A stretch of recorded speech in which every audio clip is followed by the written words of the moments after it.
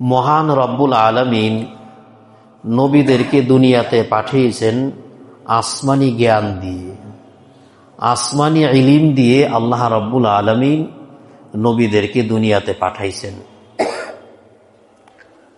হযরত ইব্রাহিম আলাইহিমুসসালাতু ওয়াসসালামের পিতা ছিল মূর্তি পূজক।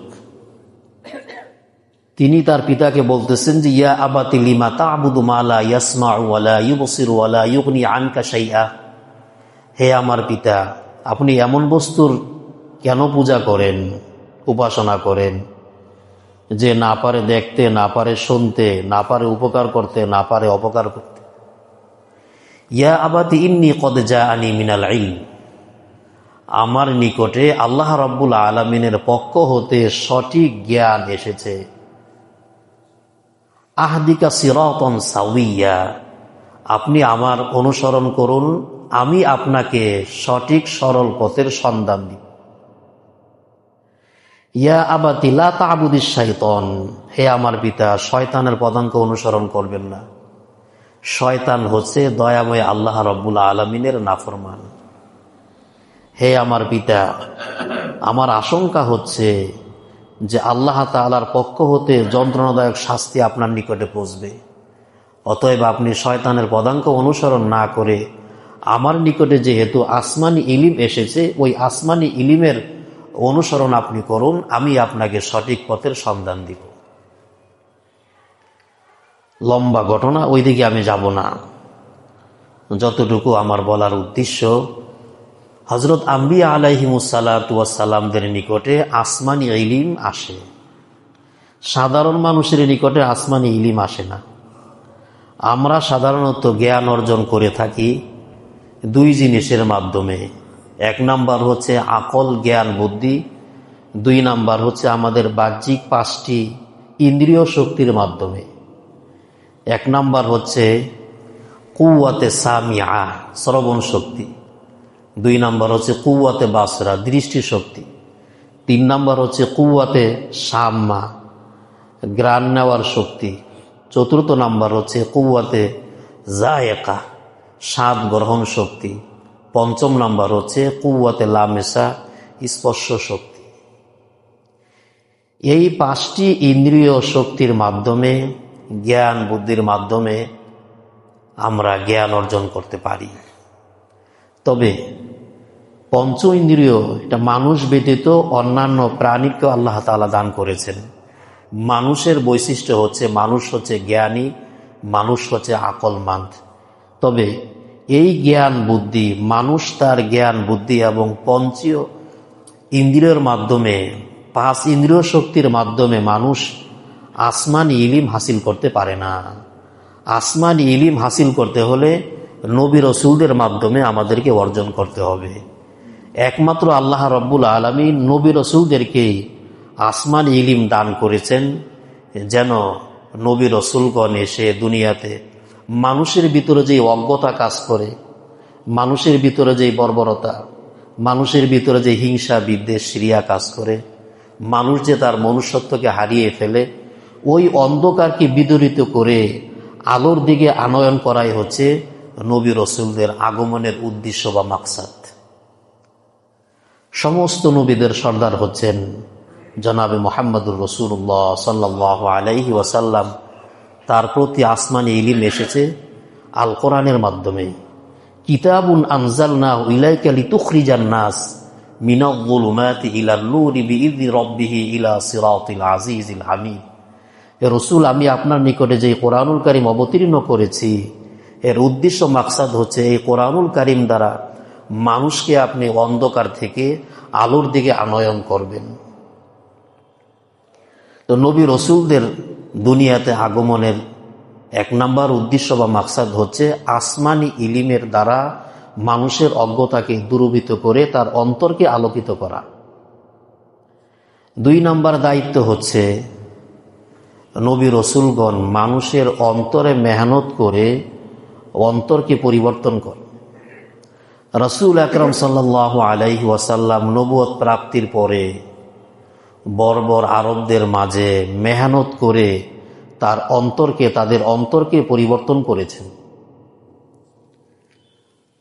তাদের অন্তর এতটাই পরিবর্তন হলো, এক মজলিসে আল্লাহর রসুল বললেন যে হজরত আবু বকর জান্নাতি, হজরতে ওমর জান্নাতি, হজরত উসমান জান্নাতি, হজরত আলী জান্নাতি, হজরতে সাদ বিন আবি ওয়াক্কাস রাদিয়াল্লাহু তাআলা আনহু জান্নাতি, হজরত আব্দুর রহমান ইবনে আউফ রাদিয়াল্লাহু তাআলা আনহু জান্নাতি, জুবায়ের জান্নাতি।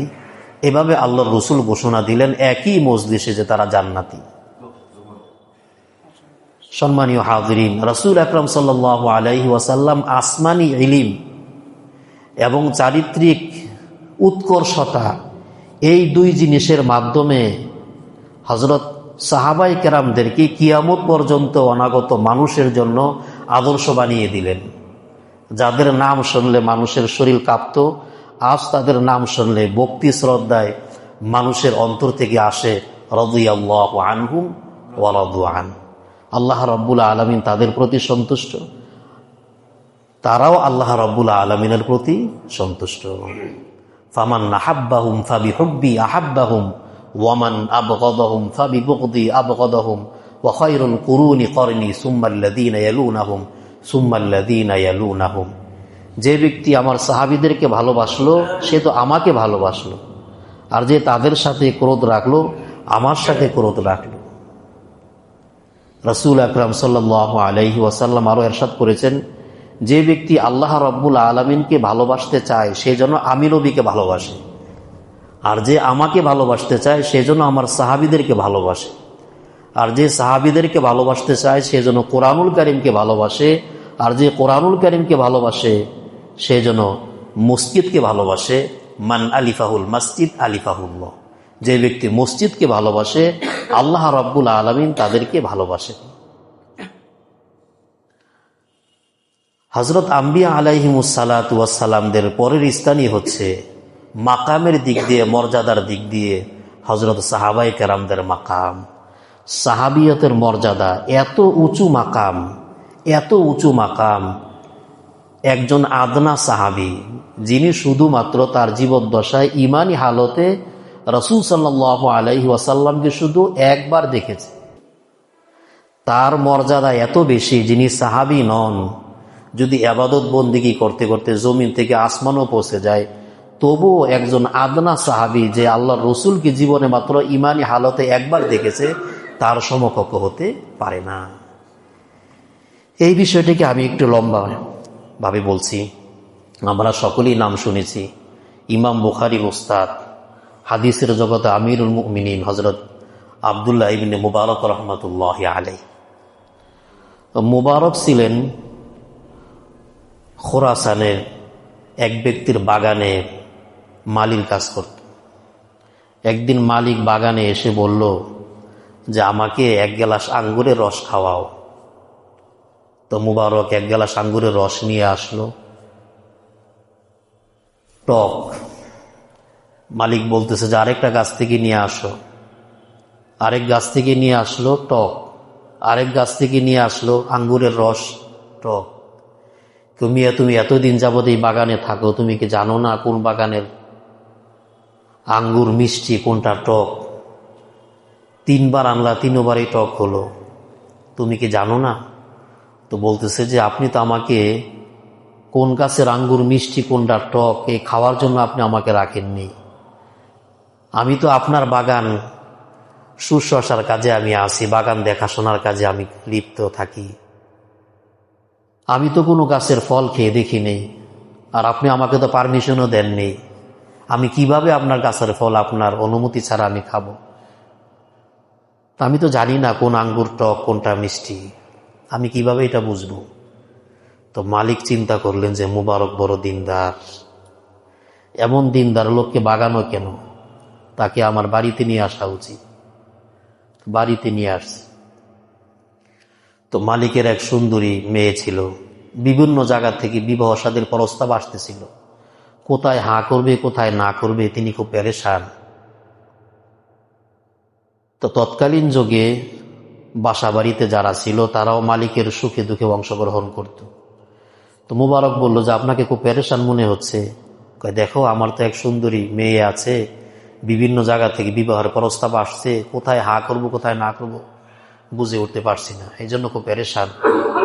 এটা কোনো পেরেশানির বিষয় হলো?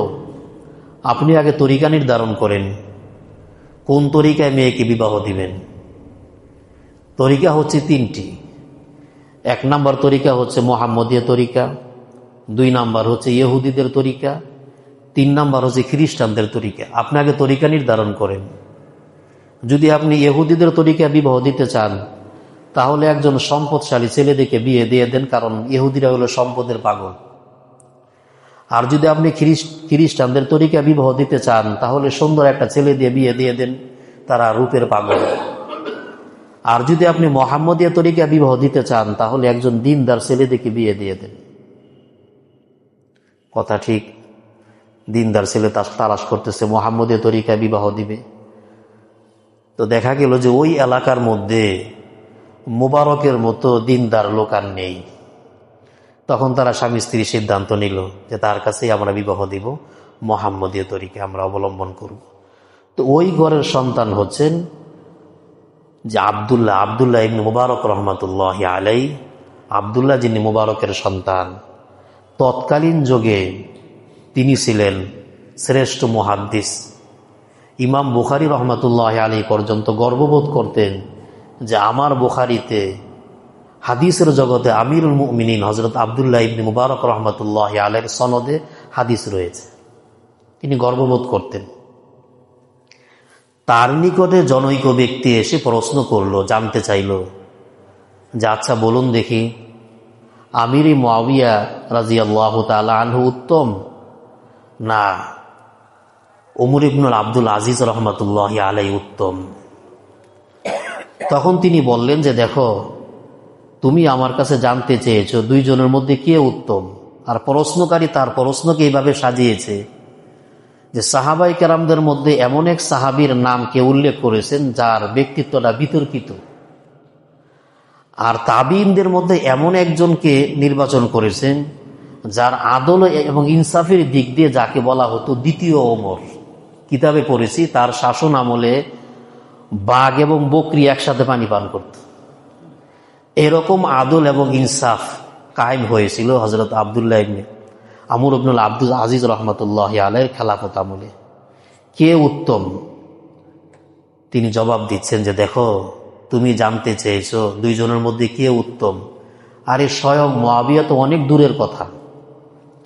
হযরত আমিরে মুআবিয়া রাদিয়াল্লাহু তাআলা আনহু যে সকল যুদ্ধে আল্লাহ রসুলের সাথে শরীক হয়েছেন, তার বাহনের নাক দিয়ে যে ধুলাবালি প্রবেশ করেছে, ওই ধুলাবালিও হাজার উমর ইবনে আব্দুল আজিজ থেকে উত্তম।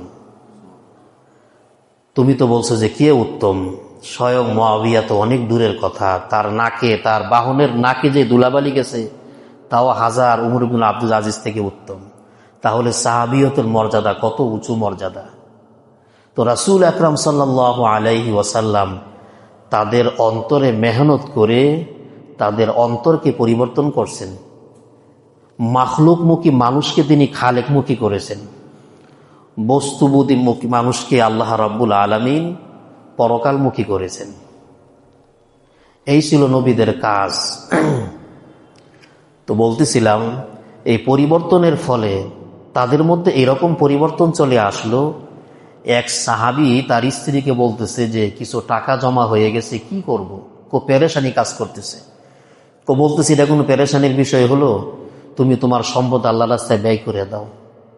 তো সারা রাত কিতাব এসেছে ৬,০০০ দিনার ব্যয় করার পরে সকালবেলায় বলতেছে আলহামদুলিল্লাহ, আমার অন্তরে এখন কোনো পেরেশানি নাই।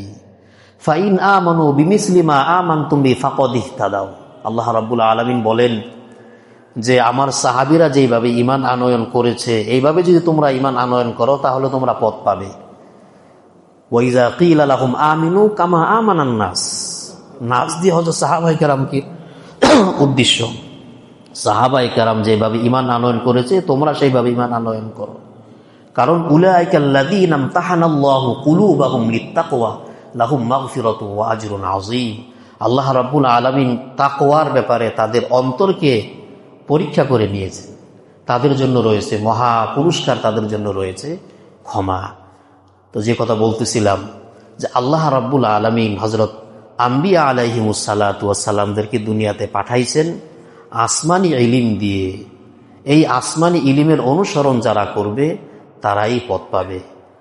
তো নামাজে আমরা পড়ি ইহদিনাস সিরাতাল মুস্তাকিম, রব্বুল আলামিন সিরাত মুস্তাকিমের পথ আমাদেরকে দেখান। তো আল্লাহ রাব্বুল আলামিন বলেন, সিরাত মুস্তাকিমের পথ বলতে তুমি কাদের পথকে বোঝাতে চাচ্ছ?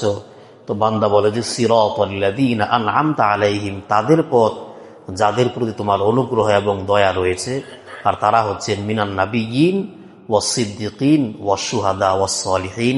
আল্লাহ রাব্বুল আলামিন আমাদেরকে এই 4 শ্রেণীর লোকদের অনুকরণ করার তৌফিক নসিব করুন, বলুন আমিন।